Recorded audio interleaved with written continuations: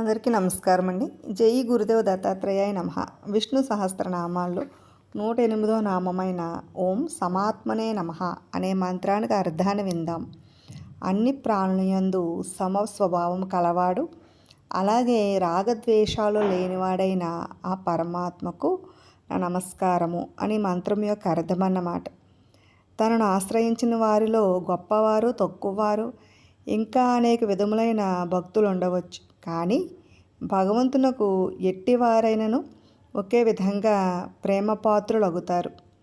ఒకరి యందు ఎక్కువ ప్రేమను, ఇంకొకరిపై తక్కువ ప్రేమను భగవంతుడు చూపడు.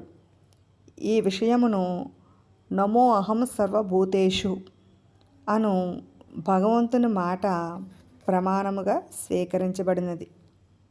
అంటే భగవంతుని దృష్టిలో క్రిమి కీటకాదులు మొదలుకొని మానవుల వరకు కూడా భగవంతుని దృష్టిలో అందరూ సమానభావమే కలిగి ఉంటారనేది ఈ మంత్రం యొక్క అర్థం అన్నమాట.